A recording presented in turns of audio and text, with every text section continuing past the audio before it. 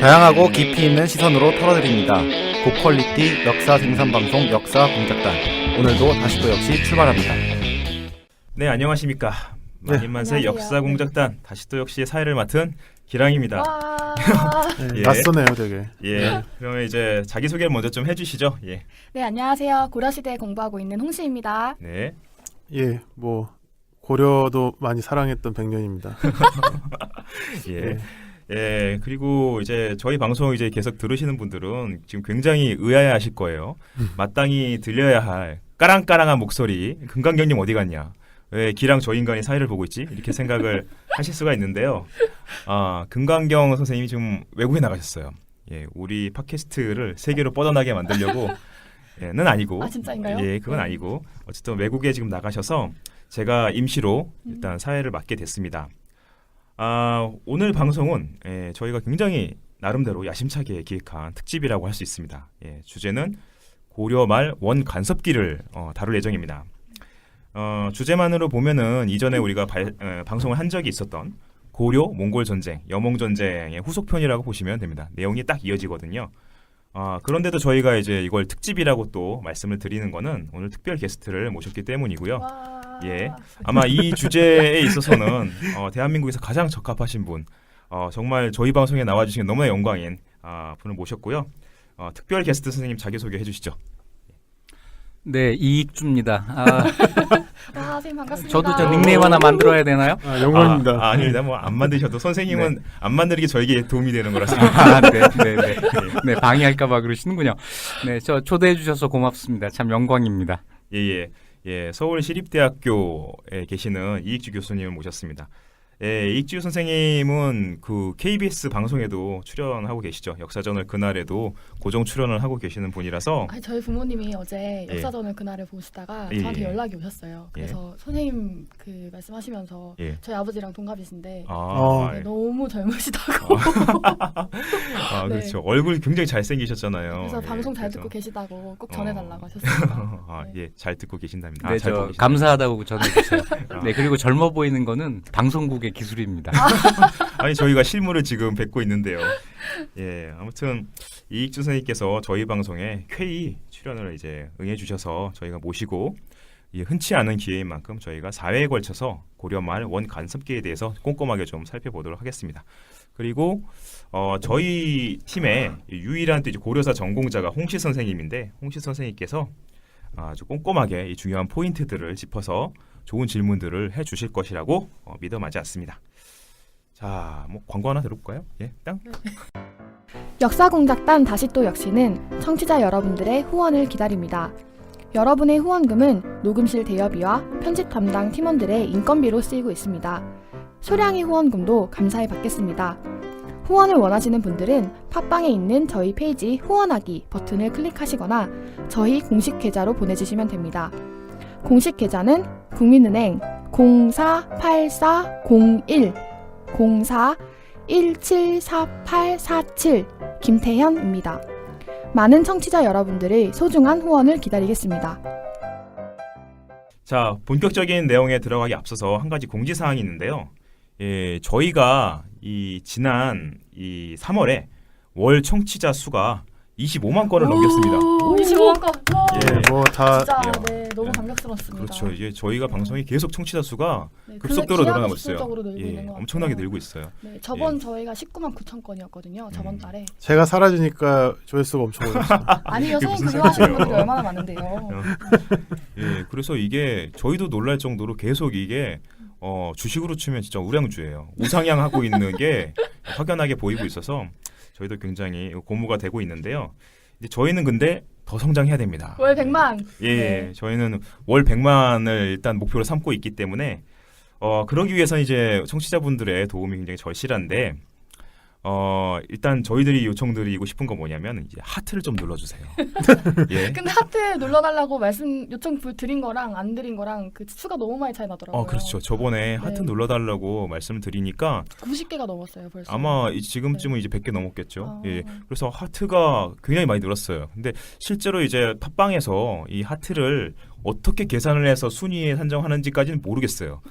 모르는데 어쨌든 많으면 좋다는 거예요. 그러니까 저희 순위가 올라가려면 일단 댓글 수 많아야 되고 하트 수 많아야 되고 댓글 달아주세요. 구독자 수도 많아야 되니까 하트를 좀 눌러주시길 부탁드리고요. 또 제 옛날 경험에 따르면 이 하트를 눌러달라고 해도 하트가 뭔지를 모르고 어디 있는 건지 몰라서 못 누르시는 분들이 있어요. 그래서 제가 친절하게 설명을 드리자면 지금 이거를 이제 팟빵을 이용해서 여러분이 듣고 계시는 분들이 있으면 스마트폰으로 스마트폰 화면의 우측 상단에 보시면 하트가 있어요. 하트가 가운데가 비어있는 하트가 보일 겁니다. 그걸 손가락으로 쿵 눌러주시면 그게 속이 꽉 찬 하트로 변합니다. 예, 그렇게 하트를 한번 그냥 눌러주세요. 적선한다 생각하시고 한번 눌러주세요. 예, 눌러주시길 부탁드립니다. 자, 그럼 이제 본격적으로 얘기를 진행하도록 하겠습니다. 오늘 이제 첫 번째 주제는요. 고려하고 몽골이 오랜 기간의 동안 전쟁을 이제 벌이다가 드디어 이제 그 소위 대몽 항쟁이라고 하는 그게 이제 끝나게 되죠. 고려에서 더 이상은 이제 항쟁을 하는 것이 힘들다라는 판단하에서 몽골 쪽에 항복 사절단을 보내죠. 고려 태자가 이제 가게 되는데요. 그 강화의 배경에 대해서 좀 홍시 선생님이 좀 간략하게 좀 말씀해 주시겠습니까? 네, 저희가 이제 지난 방송에서 고려 몽골 강화를 다룬 적이 있었는데요. 이 배경에 대해서 좀 간략하게 말씀드리는 게 오늘 이렇게 이야기를 이해하는 데 도움이 되실 것 같아요. 이제 몽골은 많이들 아시다시피 칭기스칸이 그 몽골 유목민들을 통합한 이래 거대한 규모의 정복 전쟁을 펼쳤습니다. 고려도 몽골의 침략을 벗어날 수 없었습니다. 그렇습니다. 예. 계속 하세요. 예. 그런데 몽골이 고려로 쳐들어온 시점은 마침 그 무신집권자들이 권력을 잡고 있던 시기였고요. 무신집권자들 입장에서는 이 몽골과 강화한다면 자신의 권력을 잃게 되기 때문에 이 몽골과의 항쟁을 고수할 수밖에 없었습니다. 하지만 몽골의 침입으로 인해서 너무나 고달팠던 고려인들 사이에서는 몽골과 강화해야 된다 이런 논의가 슬슬 제기되는 상황이었습니다. 이제 마침 몽골의 입장에서도 제4대 칸, 이제 칸이라는 거는 그 몽골의 총 지배자를 의미하는데요. 네. 네, 이 칸이 몽케가 죽고 후계 다툼이 치열하던 상황이었습니다. 네. 그 와중에 고려와의 강화가 갖는 정치적 의미가 상당했던 것 같은데 이게 어떠한 상황에서 고려와 몽골이 강화하게 되었는지 이제 오늘 모신 특별 선생님, 게스트 선생님께 설명을 좀 부탁드리겠습니다. 그 고려와 몽골의 전쟁에 대해서 우리 팟캐스트에서 한 네. 방송을 참 재밌게 봤습니다. 네. 3번 했나요? 4번 했나요? 저희가 4번에 네 번 걸쳐서 했죠. 그때 했는데 네. 아마 들으실 때 굉장히 껄끄러우셨을 거예요. 뭐 저런 말도 안 되는 소리를 하고 있나. 그러시지 아니요, 않으세요? 나름 괜찮았어요. 아, 예. 네. 나름이 중요한 겁니다. 우리가 송구스럽네요. 네, 이 전쟁이라는 걸 바라볼 때는요. 네. 그때 방송에서도 얘기가 나왔는데 전쟁을 왜 하나? 네. 예. 몽골은 고려를 왜 쳐들어왔나? 네. 이 전쟁의 목표가 뭐였나 하는 것을 한번 따져볼 필요가 있죠. 정말 몽골이 고려란 나라를 없애려고 했을까요? 그렇지는 않았겠죠. 그렇죠. 그건 아니에요. 네. 또 고려가 몽골과 싸우는데 몽골을 망하게 하려고 하진 않았겠죠. 그렇겠죠. 네. 예. 그러니까 두 나라가 다 어느 선에서 음. 타협하고 강화를 할 생각을 하는데 예. 조건이 서로 안 맞는 거죠. 이 조건을 맞추는 과정이 저는 전쟁이었다고 생각해요.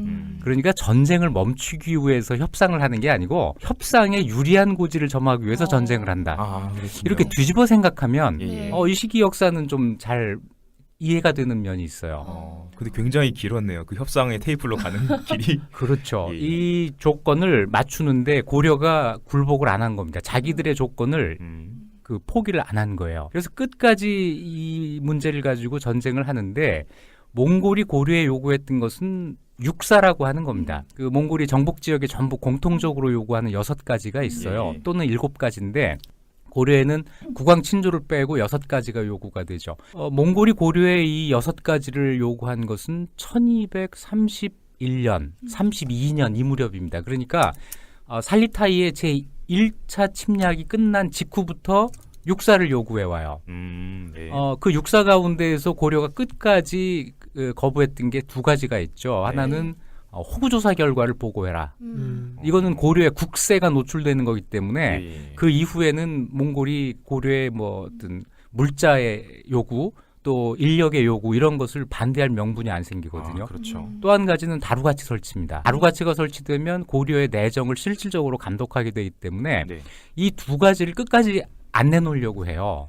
결국 28년 동안의 전쟁이라고 하는 것은 육사 그 중에서도 특히 두 가지 이 두 가지를 고려가 끝내 양보하지 않으면서 강화가 이루어지지 않고 전쟁이 계속됐다고 할 수 있는 거죠. 아, 예. 어, 내정의 그런데- 독립성이 제일 중요한 요소였던 거네요. 그렇죠. 고려라고 하는 이 왕조를 예. 어떻게 하면 지킬 것인가 결국은 그 문제입니다. 예. 다른 것들은 피해를 좀 입는 거지 나라가 없어지는 건 아니거든요. 네. 군대를 징발한다든지 식량을 보낸다든지 역을 설치한다든지 네. 또는 인지를 보낸다든지 이거는 참을 수 있지만 나머지 두 개는 안 된다는 거고 어떻게 보면 28년 동안 고려가 정말 이 두 가지 조건을 안 받아들이기 위해서 정말 노력을 해서 싸운 거죠. 네, 예. 뭐 그게 권력 유지를 위한 정권 유지를 위한 거냐 뭐 여러 가지 해석은 있지만은 네. 어쨌거나 결과적으로는 거기에 성공을 하고 네. 1259년에 네. 고려 태자가 몽골에 가는 조건으로 네. 그것도 몽골에서는 국왕이 직접 오라고 요구를 하는데 안 받아들이죠. 그렇죠. 보통 국왕이 거기까지 가는 경우는 거의 없죠. 그렇죠. 웬만하면. 국왕이 가는 걸 친조라고 하는데 네. 그건 우리 역사 속에 한 번도 없던 일입니다. 예, 예. 네. 그래서 그 대신 태자가 가는 조건으로 강화가 성립이 되죠. 네. 그리고 태자가 가는 경우는 옛날에 고조선에서도 사실 한나라 전쟁할 때 태자가 이제 항복 사절로서 가려고 했던 적은 있었어요. 영유왕 때도 음. 그 환관이라는 세자가 또 가죠. 당나라에 그러한 사례들은 있습니다. 그렇죠. 아마 소수리망 때였던가요? 아무튼 고구려 때도 이 세자는 어쨌든 외교를 위해서 좀 왔다 갔다 할 수도 있는 사람이죠. 어느 정도의 이 국왕에게 권한을 이임받아서 할 수도 있는 사람이니까 세자까지는 가능할 수도 있다고 생각했을 것 같아요. 그게 사실 그 국왕 친조라는 문제가 중요했던 이유가 몽골은 복속지를 지배하고 복속지에게 항복을 받아내는 그런 주요한 방식이 그 지배층의 수장을 직접 오게 하는 게 그 유목 사회로서는 굉장히 중요한 그런 수단이었습니다. 그것 때문에 이제 계속 오랫동안 싸운 거고요.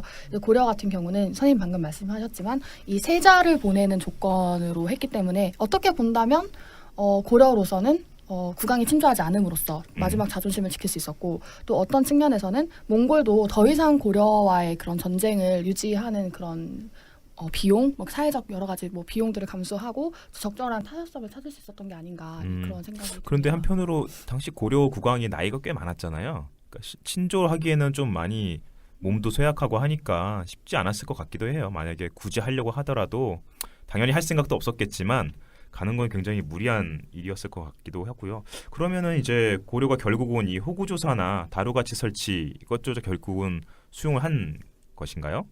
아니죠. 그 육사 문제는 예. 미처 이야기가 나오지 않은 상태에서 예. 일단 태자가 조회하는 것으로 전쟁을 그친다. 아, 그리고 그 이후에 협상은 이 태자를 통해서 한다는 이 정도의 원칙이었던 것 같습니다. 그러니까 이 태자의 어깨가 굉장히 무거웠겠죠. 예, 그런데 아직 이제 태자가 가기 전에 네, 예. 고려 내부 사정 이야기를 좀 할 필요가 있어요. 예, 예. 네, 이 전쟁이 한 28년 정도 계속되다 보니까 전쟁의 피해가 커지겠죠. 그렇죠. 그리고 제가 볼 때 결정적인 것은 쌍성총관부 설치예요. 이제 수도는 강화도로 가 있는 상태에서 네. 저는 강화도의 이 무신 정권이 육지의 항전을 실제로 지휘했다고 보고 있습니다. 아, 네. 그냥 내몰라라 한 게 아니고 네. 지방관을 파견하고 네.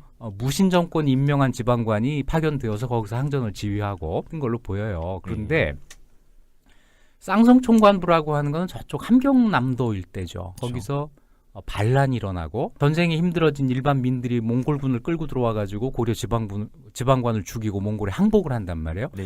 그러니까 거기에다가 몽골의 직할 행정구역을 만들어버린 거예요. 이게 강화도에 전달됐을 때 어떤 그 위기감을 가졌을까요? 우리 어릴 때 그 땅 따먹기 해보셨어요? 아, 예, 예. 이렇게 저 손으로 땅에다 이렇게 해서 그렇죠, 그렇죠. 예, 예. 그렇게 해가지고 계속 고려 땅을 따먹어 오면 아, 이건 정말 위기죠. 실질적으로 땅이 지금 실지 상황이 만들어지고 있는 상황이다. 그렇죠. 그 쌍성총관부가 최초인데 계속 이렇게 오면 강화도 하나를 지킨다는 게 의미가 없어지잖아요. 이런데도 최씨 정권은 강화를 할 수가 없어요. 그러면 정권이 무너지니까. 그래서 정변이 일어나고 최씨 정권이 무너지죠. 강화를 주장하는 사람들이 최씨 정권을 무너뜨리고 항전을 그만두었다. 이렇게 보일 수 있는 대목인데 사실은 뒤집어 보면 최씨 정권의 항전론이 더 이상 의미 있는 대책이 못 된 거예요. 아, 그럼에도 불구하고 그걸 계속 움켜쥐고 있으니까 네. 무너질 수밖에 없는 거죠. 대세를 거스르는 이런 그 항전론이 더 이상 유지되지 못하는 이런 식으로 해석을 하는 게 좀 자연스럽지 않은가 하는데 아무튼 이 과정을 거치면서 국왕을 중심으로 해서 문신들이 결합을 하죠. 이 사람들의 그 뭐랄까 보관이라고 하는 거는 그만 싸우고 몽골과 4대 관계를 맺자 이 정도 생각을 했었을 거예요. 네. 왜냐하면 고려가 계속 그래 왔으니까요. 그렇죠. 4대 하는 거는 전혀 문제될 게 없죠. 그렇죠. 계속 해왔던 거니까. 네, 거라대도 했고 여진 금해도 했고 이게 전쟁을 너무 정말 오래 했어요. 정말. 네 맞아요. 네. 근데 문제는 뭐냐면 과연 몽골에게 4대라는 이런 생각이 있었느냐가 이게 더 중요한 문제죠. 아, 그렇죠. 얘들이 그런 걸 배운 게 없는 건가? 몽골 입장엔 좀 다른 생각이 있을 수도 있겠는데 뭐 이건 어쨌든 뒤에서 또 우리가 다룰 게 있으니까. 근데 개인적으로 이제 궁금증이 쌍성 총괄부 하니까 요즘에 또 얘기가 많이 나왔던 철령 위치에 대해서 궁금해지네요. 선생님, 철령 위치는 어딘가요?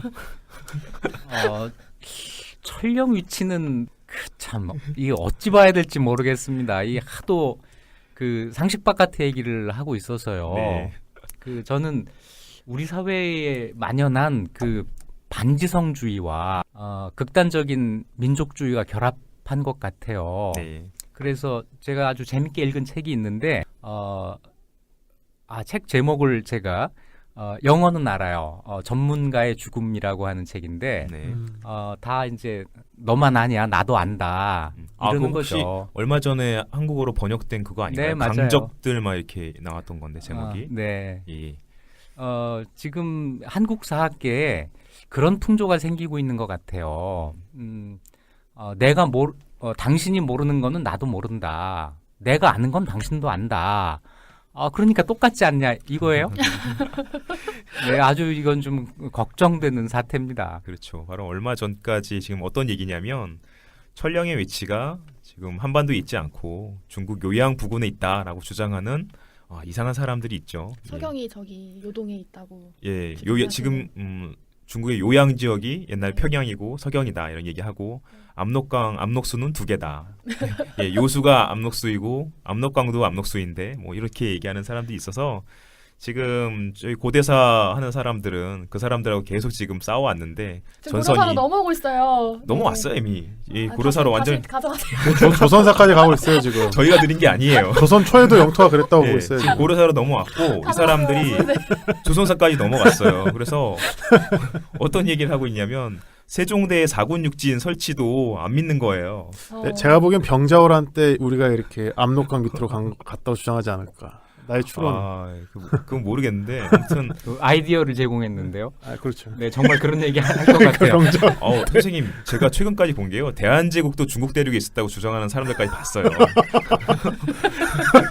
네, 아무튼 상상은 자유인데 예. 저는 그 역사학을 공부하는 사람들이 우리가 뭐 그것에 일일이 대응하는 것도 필요하지만 역사학이라는 게 도대체 뭐냐. 네. 네, 이 학문의 어떤 정체성에 대해서 좀 우리가 좀 더 고민을 해봐야 되는 게 아닌가 하는 네. 한편으로는 그런 생각도 듭니다. 맞습니다. 아무튼 이상한 사람들이지만 우리는 또 고민할 부분들도 있는 것 같아요. 자, 다음으로 이제 몽골 쪽 입장 우리가 좀 얘기를 해볼 필요가 있을 것 같아요. 고려 입장에서는 그런 이유로 이제 항복을 결심하게 됐고 내적인 그런 이유들을 우리가 얘기를 했는데 몽골 입장에서는 과연 어땠을까? 예. 이제 몽골의 입장에서 왜 고려와 강화를 해야 했는가 이제 이런 그 시선을 한번 그런 시선으로 한번 볼 필요가 있을 것 같아요. 사실 뭐 얘기하자면 되게 재밌고 긴 얘기지만 네, 조금 시간 관계상 잘라서 짧게 그냥 간단하게 네, 몽골의 제4대 뭉케칸이 사망한 이후에 그 이야기를 한번 좀 들려드리겠습니다. 이제 뭉케칸이 사망하니까 그 동생이 쿠빌라이랑 아리푸케라는 사람이 이제 계승 다툼을 벌여요. 네. 그런데 고려의 태자, 그러니까 그 당시의 원종이죠. 나중에 원종이죠. 예, 나중에 원종이 되는 네, 원종이 아직까지는 임금이 아니니까 태자인 고려 네, 태자. 고려인 태자가 몽골에 갔을 때는 마침 쿠빌라이랑 아리푸케가 칸의 지위를 두고 그 건곤일척의 그 싸움을 벌이던 시기입니다. 문자 나오네요. 건곤일척. 좋네요. 근데 진짜 그래요. 왜냐면은 백척간 역간도에서 건곤일척을 벌였군요. 예. 네, 왜냐면은 사실 아릭부케는 카라코름에 있었고 다음에 쿠빌라이는 남송 정벌을 갔다가 돌아오는 길이었어요. 아, 근데 예. 그 사이에 이 뭉케칸이 죽어버리면서 이 후계칸을 도대체 누가 해야 되는 것인가 이걸 두고 남송 정벌 갔다가 쿠빌라이는 막 돌아오는데 그게 다 도달하지 못하고 쿠빌라이가 먼저 즉위를 해버려요. 그러니까 이제 아릭부케가 조금 있다가 다시 즉위를 하거든요. 근데 그런 상태에서 고려 태자와 쿠빌라이가 이제 만났어요. 근데 아 여기서- 근데 저 그 몽케칸이 예전에 네. 제가 일단 무협지 보니까 돌에 맞아 죽었다, 돌팔매 맞아 죽었다는 설이 있다고. 돌팔매를 맞는다고요? 야사겠지만 네. 누구한테 맞아요? 김용의 그 예. 무협지에 그 얘기가 나오죠. 영문에 나오죠. 아니 그래요? 맞아주기 힘들 것 같은데. 근데 그 얘기가 그냥 소설에서 지어낸 얘기는 아니고 네. 다른 야사가 원래 하나 있는데 그걸 이제 소설적으로 그냥 좋으니까 가져다가 쓴 것 같아요, 무협지에서. 그런 얘기가 있더라고요. 네, 근데 다수설은 숙취, 그러니까 술 때문에 죽었다. 아. 이렇게. 술 네. 먹다가 죽었다고요? 네, 그게 좀 다수설이죠. 술이 이렇게 위험합니다, 여러분. 아니 근데 몽골 칸들이 워낙 그 이유도 모르게 빨리 많이들 죽어요. 그래서 왜 그런지 잘 모르겠어요. 그게 육식 위주로 막 먹어서 그런가? 혹시? 근데 정쟁이 워낙 치열해서 암살도 많이 당하는 것 같고 음, 그러지 않을까요? 예, 죄송합니다. 아무튼 네. 중간에 갑자기 하여튼- 몽케하니까 생각이 나서. 하여튼 태자랑 쿠빌라이가 그렇게 만났어요. 근데 이게 우연히 만났다고 보시는 분들도 있고 뭐 이게 좀 계획적이었다 이렇게 보시는 분들도 있는데 하여튼 이게 양자에게 굉장히 큰 힘이 되었던 것 같아요. 왜냐면 쿠빌라이는 지금 아릭부케랑 싸우는 과정에서 이제 그 고려라는 그런 원군을 얻게 된 것이고 그리고 남성 정벌도 못했잖아요. 네. 그리고 그 태자인 원종의 입장에서는 이 무신들 당시 그 집권하고 있는 무신들의 그런 세력을 좀 떨쳐내고 자기의 왕권을 복귀해야 되는데 그 힘을 어디서 가져오냐. 그리고 이제 원과 몽골 당시는 몽골이죠. 몽골과 좀 이렇게 힘을 결합했을 때 좀 자기가 그 이 힘을 권력을 행사할 수 있을 그런 기반을 마련하게 된 거죠. 그래서 양자에게 모두 이 쿠빌라이와 그 이 태자였던 원종에게는 모두 이렇게 좀 되게 좋은 만남이었던 것 같습니다. 네. 근데 한 가지 궁금한 게 있어요. 지금 이제 쿠빌라이하고 아릭부케가 싸우는데 지금 아릭부케는 이 사람이 막내인가요? 네, 아무튼 막내 서열이 거예요. 낮죠. 근데 제가 예전에 듣기로 유목민이나 뭐 이런 사람들은 재산을 이제 물려주거나 이렇게 지위를 줄 때 막내한테 준다 뭐 이런 풍습이 있다는 얘기를 들은 적이 있는데 그게 사실인가요? 유목 단계에서는 그러죠. 말자상속이라는 건데 이런 겁니다. 그 유목하는 양들을 끌고 다니잖아요. 예. 이게 규모가 커지면 그리고 큰 아들이 장성하면 일부 떼가지고 독립을 시키겠죠. 아 재산 분할 미리 하는 거구나. 네네. 그러면 가서 이제 독립하는 거예요. 예. 그럼 이제 좀 있다가는 둘째를 그러고 예. 그러다가 막내가 마지막까지 부모랑 있다가 그걸 이제 이어받는다고 하는 의미에서 말자상속인데 이게 국가를 이루게 되면 네. 그게 적용이 안 돼요. 국가를 계속 분할해야 된다는 얘기잖아요. 네. 그래서 유목 민족이 국가를 이루었을 때 어떤 그 계승의 원칙은 가장 능력 있는 아들이 계승한다예요. 장자가 아니고. 그럼 이거 싸울 텐데. 그러면 문제가 엄청 생기죠. 싸워요. 그 능력이라는 게 뭐냐 가지고 계속 싸울 수밖에 없어요. 그래서 예. 이제 쿠릴타이를 통해서 합의를 하게 하는데 예. 이것도 제대로 되지를 않아서 실제로 몽골 제국은요. 예. 칭기스칸이 세운 이후 토곤테무르가 망할 때까지 네. 한 번도 순조롭게 이 황제위가 맞아요. 칸유가 계승된 적이 없어요. 맞아요, 그렇더라고요. 그 중에 한 번이 바로 이거고 예. 고려와 몽골이 전쟁을 할 때 몽골에서 칸이 셋이 죽어요. 예. 우구데이, 구육, 몽케 셋이 죽잖아요. 이때마다 고려가 전쟁의 휴식 기간을 갖게 아. 다시 돼요. 돌아가요. 쿠릴타이를 하고. 좋은 네. 거네요. 네, 전쟁하다가 그러면- 돌아가요. 예, 좋은 그래서 네. 지난번에 전쟁 얘기도 했겠지만 우리가 28년 동안 전쟁한다고 하지만 휴식 기간이 굉장히 길어요. 네. 그래서 전쟁한 횟수만 다 따지면은 네. 그 반도 안 됩니다. 그러니까 이 전쟁이라는 게 우리 생각하고는 조금 다르게 좀 여유가 있는 뭐 텀을 물론 줘가면서 때리는. 네, 뭐 놀러 다닐 정도의 여유는 아니지만 예. 상당히 뭐 28년 동안 끊임없이 싸운 이런 전쟁은 아니에요. 예. 그러면은 쿠빌라이하고 아릭부케의 싸움이라는 것도 애초에 누가 더 계승권에 가깝다, 정통성이 있다 이런 게 결정되어 있지 않은 상태에서 서로 그냥 누가 능력이 있는가를 증명하면서 싸우는 그런 상황이었군요. 그렇죠. 그런데 일반적으로는 아릭부게에게 좀 더 정통성이 있었다라고 이야기들을 하죠. 아, 그건 왜 그런가요? 왜냐하면 몽케가 죽었을 때 아릭부게는 본토를 지키고 있었어요. 네. 그럼 쿠빌라이는 형과 함께 예. 남송 공격에 동원이 돼 있었어요. 예. 그러니까 이럴 경우에 칸이 죽으면 본토를 지키고 있는 사람, 거기에 이제 유목 귀족들이 전부 집결해 있거든요. 그래서 이 사람에게 우선권이 있다고 보이는데 쿠빌라이가 그 야심과 군사력이 있었던 거죠. 그래서 이 자기 군대를 끌고 남송과 급히 휴전을 하고 남송은 영문 모르게 이제 그 휴식기 갑자기. 복권에 당첨된 거고 그렇군요. 올라가는 길에 이 고려 태자를 만난 겁니다. 만나게 된 거죠. 네, 그때 쿠빌라이가 한 말이 아주 유행 회자되죠. 예, 예. 고려는 말리나 되는 나라이다. 옛날 당태종이 친정했으나 이루지 못했는데 지금 그 태자가 내게 왔으니 이는 하늘의 뜻이다. 이런 말을 했다는 거예요. 여기에 이제 쿠빌라이의 역사 공부가 부족한 게 두 가지가 있죠. 말리. 네, 만리와 당태종. 예. 네, 근데 어쨌거나 상관없어요. 쿠빌라이는 엄청난 나라가 나에게 왔다는 것을 이야기를 해야 되는 거예요. 네, 그래서 그렇죠. 부족한 그 정통성을 메우고 이걸 가지고 하늘의 뜻을 보이고 싶었겠죠.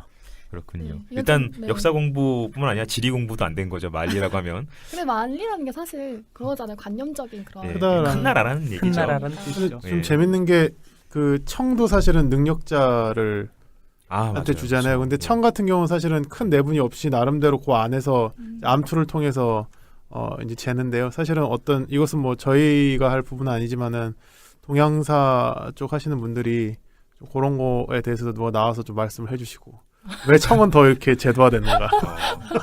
그것도 한번 좀 예. 고찰할 필요가 있겠네요. 예, 예. 맞아요. 청은 그래서 경쟁자들을 다 죽이잖아요. 맞습니다. 그래서 황제 하나가 나오면 그 형제들이 죽음을 당해요. 몽골은 안 죽나요? 선생님? 몽골은 그런 아. 정도는 아닙니다. 네. 그래서 몽골에서도 예. 태자제를 한번 오. 시도를 해요. 네. 쿠빌라이가 예. 자기 아들 진킴을 태자로 책봉을 하는데 네. 문제는 쿠빌라이가 너무 오래 살아요. 아, 그렇죠. 맞아요. 태자가 아버지보다 먼저 죽습니다. 그 바람에 장수왕이네, 태자제가 장수왕. 유명무실해져요. 장수왕이네. 그 장수왕이죠.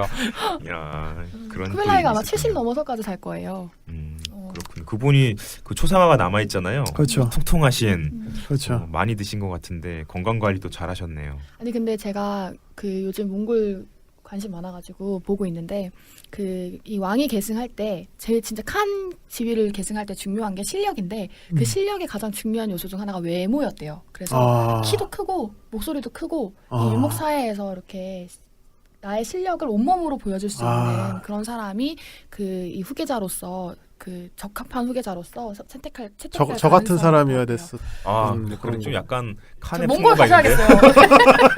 근데 이 방송이 저 동영상은 없지 않아요? 예, 동영상 없습니다. 네, 아쉽습니다. 유리하다 싶으면 빨리 이렇게 바로 네, 네. 정말 저 칸의 그 네, 예, 칸의 운명을 귀걸이야 예, 귀걸이. 복색만 갖추면 돼요. 다. 네, 네. 선생님은 칸의 풍모를 가지신 네. 분으로. 근데 이 쿠빌라이에 대해서는 뭐 많은 사람들이 책도 쓰고 했는데 제가 볼 때 제일 재밌게 제가 읽은 것은 로사비라고 하는 학자가 쓴 쿠빌라이 칸이라는 책이에요. 네. 이걸 보면 이제 그 구미 서양에서 활동하는 학자인데도 네.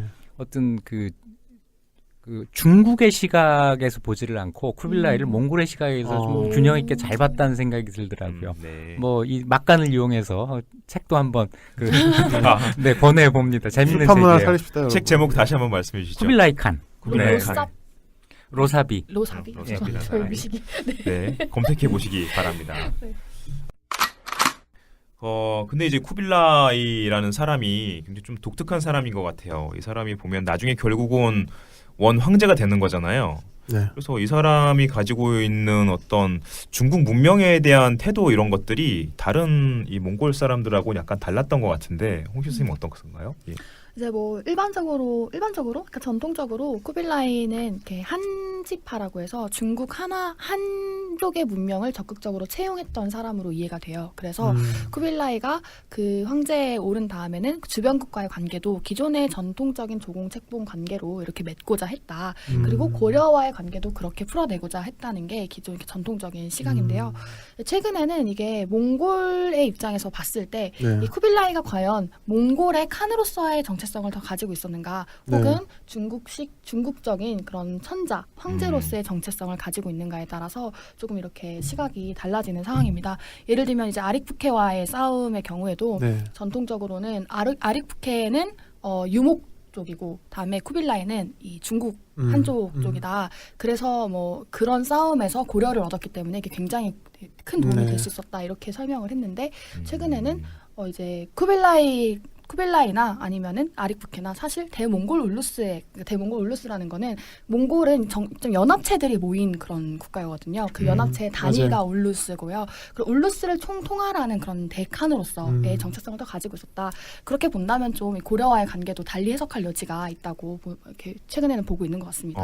어떤가요? 네, 그 아주 공부를 잘했네요. 전에는 한지파, 네. 또 유목파 네. 이런 말을 했는데 요즘은 이 말은 안 해요. 그거는 이제 제 한물 간 이야기가 되는 옛날 거죠. 얘기고. 네. 그래서 쿠빌라이가 한지파였다고 한 이런 이야기는 안 하는데, 네. 쿠빌라이를 한지파로 보는 이런 시각은 대체로 중국의 그 정보 광조라고 하는 것들 있잖아요. 네. 뭐 거란, 여진, 몽골, 또 만주족, 청 이런 것들을 전부 중국의 주인이 아닌데 네. 바깥에서 들어와가지고 여기를 정복해서 자기들 것처럼 뺏어 살았다라고 이런 생각을 예. 하는 이런 쪽에서 예. 이제 그런 한지파 이런 얘기가 나오고, 여기에 중요한 핵심어는 뭐냐면 한화예요. 들어와가지고 한의 문화를 자기 것으로 받아들인다라고 하는 건데, 요즘은 청사를 하는 사람들도 그거 아니라고 그러고 있고, 신청사로 하는 그 그렇죠. 일컬음이죠. 몽골사 하는 사람들도 그거 아니라고 하고 있어요. 그러고 보면 진짜 중국이라는 게 뭔지 굉장히 좀 애매해지는데, 네. 어쨌거나 이 몽골의 이런 그 정치적인 싸움을 한지파 본지파 이렇게는 생각하지 않고, 다만 본속주의라고 하는 것은 이야기를 하죠.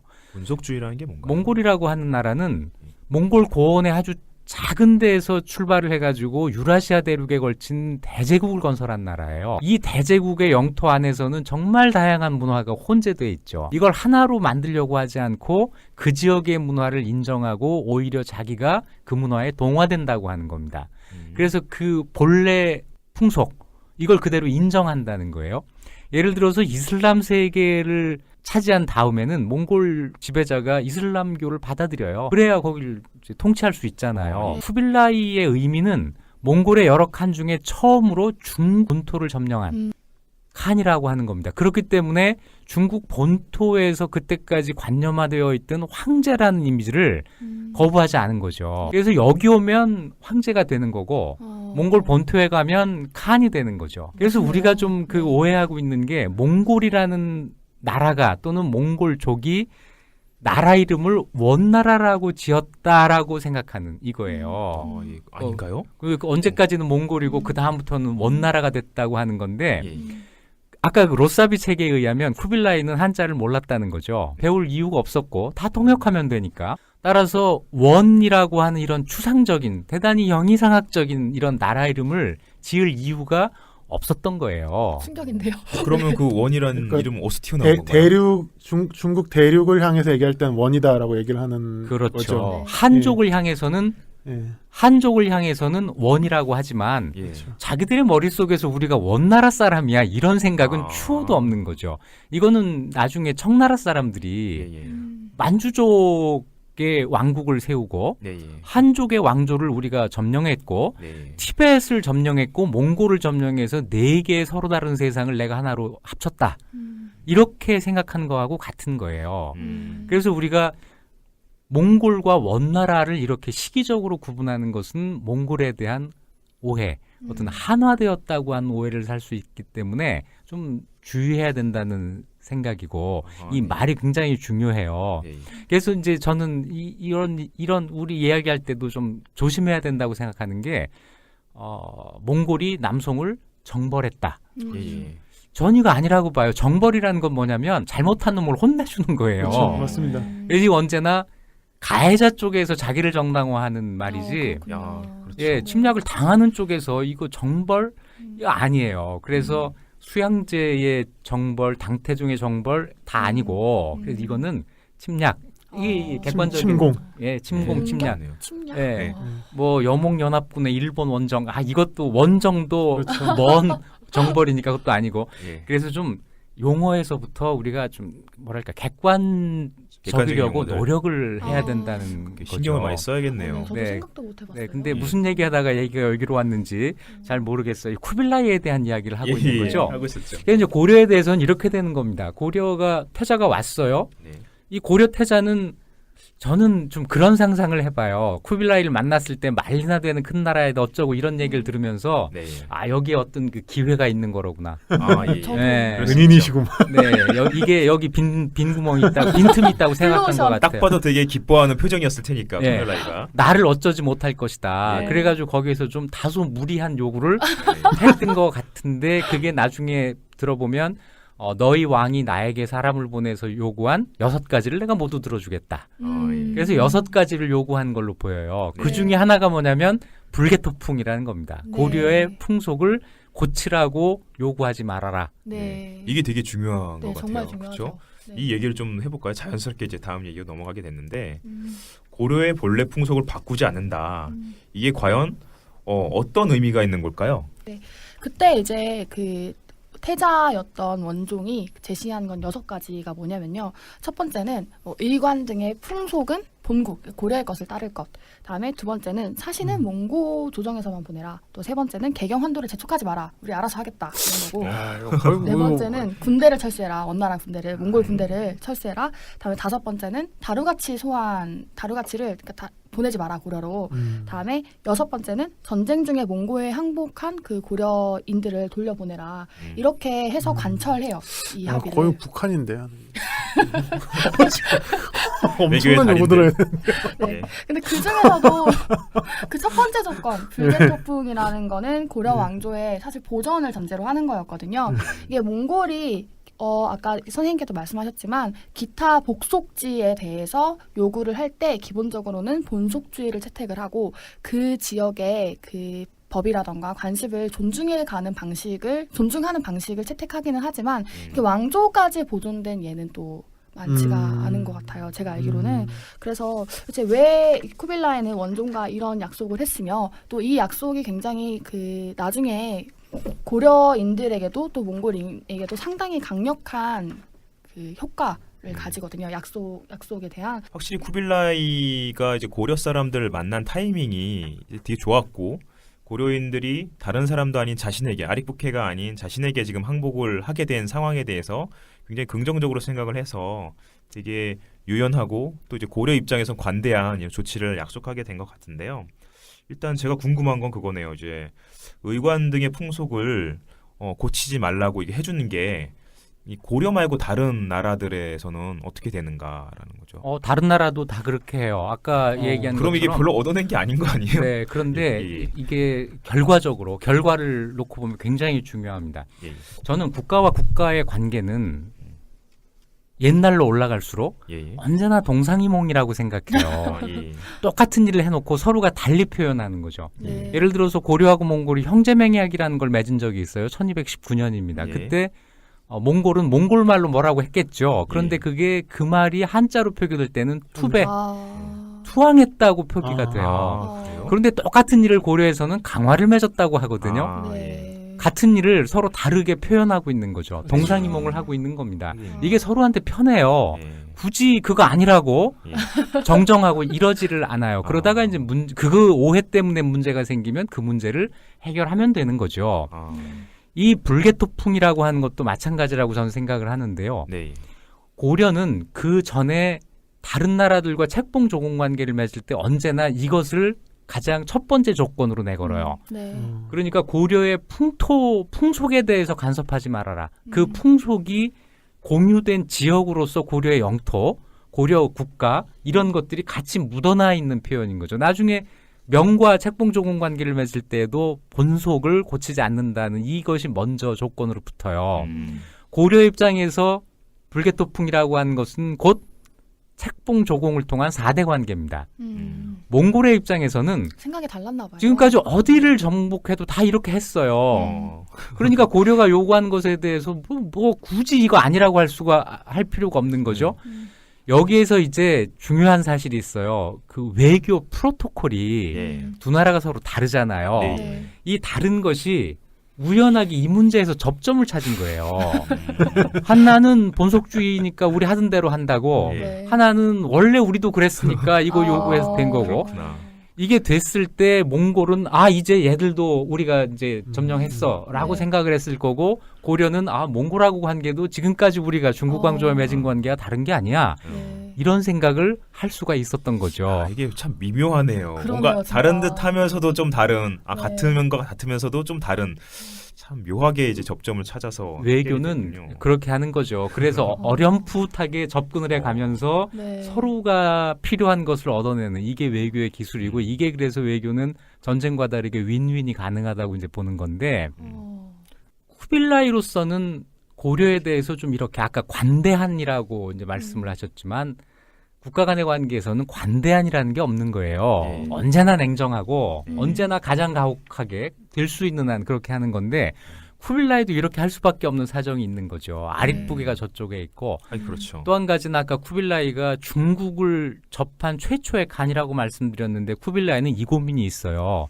인구도 훨씬 많고 경제도 훨씬 발달해 있고 땅도 넓고 문화도 전통이 훨씬 깊은 저 땅을 내가 어떻게 앞으로 통치할 것인가 하는 이 준비를 해야 됐던 거죠. 네. 그래서 쿠빌라이에게는 한화가 아니고 저 땅을 통치하기 위해서는 중국의 전통, 중국의 법이 필요하다 해가지고 이 한법 치한지, 한법으로 한지를 다스린다고 하는 이 정도의 원칙은 쿠빌라이에게 있었던 거죠. 네. 그런데 고려가 마침 와가지고 그 자기의 빈틈을 노리고 이런 욕을 해왔을 때, 고려에 대해서 종전에 중국의 왕조들이 한반도 지역에 있었던 왕조에 대해서 취했던 정책, 그게 뭘까요? 바로 4대 책봉 조공 관계인데, 제 말이 좀 긴가요? 아니요. 네, 좀 더 해볼까요? 네네네. 네. 조금 더 말씀해 주시죠. 이게 마침 그러고 있을 때 무슨 저 리트머스 시험지 같은 게 하나가 생겨요. 네.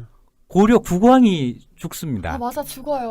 그때. 고려 고종이 고종. 사실은 언제 죽었냐면, 예. 태자가 몽골로 출발하고 얼마 뒤에 죽어요. 그래서 태자가 이 몽케를 찾아나가는 그 길에 부음을 듣습니다. 네. 그런데 그때 돌아오지를 않고 바로 거기에서 3일 동안 상복을 입고 갈 길을 그냥 갔다는 거예요. 네. 그만큼 이 태자의 그 행차가 좀 절박했던 거죠. 네. 승부수를 또 던진 거네요. 네, 그렇죠. 그리고 진짜 원종이 자기 어깨에 딱 사회상을 짊어지고 보면- 있는 상황이니까 지금. 네, 그리고 원종이 그 상황의 판단을 보면은 굉장히 정말 기민한 판단을 할 때가 많다는 느낌을 좀 받았어요. 이 경우도 마찬가지고요. 그렇죠. 그런 느낌이 들어요, 정말. 그런데 이 쿠빌라이가 이 태자를 만났을 때, 염희연이라고 하는 그 신하가 이런 말을 합니다. 거란족 신하인데, 지금 저 태자를 왕을 삼아 돌려보내면 일조를 수고롭게 하지 않고 일국을 얻는 것이다. 그렇죠. 이거 많이 들어본 얘기 아니에요? 네, 그래서 너무 똑똑하다. 이 태자를 고려 왕으로 삼는데, 삼는 이것이 뒤에 보면 책봉이라고 표현이 되죠. 이게 어떻게 보면 참 재밌는 게, 왕이 와서 한 게 아닌데 실질적으로 왕이 와서 항복을 한 게 돼버렸어요. 그렇죠? 왜냐면 고려에 남아있던 왕이 죽어버렸으니까. 네. 이게 참 묘하게 이 상황이 돌아갔네요. 네, 사실 그러니까 몇 네. 개의 우연이 거기서 겹친 예. 거예요. 고려 고종의 죽음, 몽골에서 몽케의 죽음, 예. 쿠빌라이와 원종이 후계자의 우연한 만남, 요 세 가지가 겹쳐 있는 거죠. 기가 막힌 진짜 상황이었네요. 이거 영화를 만들어야 되는 거 아니에요? 고종 무덤은 강화도에 있습니다. 네, 저도 가봤어요. 예, 가보시고요. 네. 아니 근데 그 당시에 또 고려 내부에서 그 김준이라는 무신 집권자가 김주혁 씨가 있었죠. 예. 예, 옛날 김주혁이요? 무신이란 드라마에서 김주혁 씨가 연기를 했습니다. 근데 그 원종이 간 사이에 네. 다른 사람 안경공창이라고 하는 사람을 네. 이렇게 세우려고 하는데 대신들의 반발 때문에 실패해요. 이름이 왕창이시네요. 그러네요. 예. 그러네요. 계속 하세요, 계속. 예. 네, 그게 왜 그러냐면 대신들 입장에서는 힘들게 강화해서 그 조건으로 태자를 보냈는데 다른 애를 왕으로 세워버리면 몽골과의 강화가 또 깨지는 거잖아요. 그래가지고 뭐 그런 그렇구나. 내부적 사정도 있었고 뭐 이런저런 사정 때문에 낙장 불입 상황이고. 네. 그렇죠. 근데 김준의 행동은 일관성이 있어요. 고려 국왕의 친조를 거부하고 태자의 입조로 대신해 놨는데, 네. 국왕이 죽으니까 이 태자가 네. 국왕이 돼 있는 거예요. 네, 그렇죠. 그러면 이 태자가 그대로 왕이 된다면 강화 조건이 우리에게 불리한 쪽이 되는 거죠. 음. 그래서 그 안경공창이 그 태자의 동생이에요. 네. 그 둘째 아들을 왕으로 올리려고 네. 한 거죠. 그런데 강화를 주장하던 사람들은 에이 이참에 어. 해가지고 그냥 밀어붙여서 이- 원정 입장에서도 되게 운이 많이 터졌네요, 잭팟이. 그렇죠. 이 잘 1259년은요 한번 정말 고려한테는 행운의 해이고 네. 그런 점에서 1259년까지 항쟁을 끌고 갔던 무신 정권의 그 항쟁이 결과적으로는 상당히 중요한 의미가 있어요. 그랬군요. 예, 알겠습니다. 오늘 상당히 재밌는 얘기들이 많이 나왔는데요. 어쨌든 고려는 이제 항복을 했어요. 항복을 했고 이제 중국 쪽에서는 이제 몽골의 쿠빌라이 칸이 승리를 거두면서 이제 이 칸의 자리를 두고 동생과 싸움을 해서 승리를 거두면서 각각 고려에서는 이제 원정이 즉위를 하고 저쪽에서는 몽골 쪽에서는 쿠빌라이 칸이 절대자로 이제 등극을 하게 됩니다.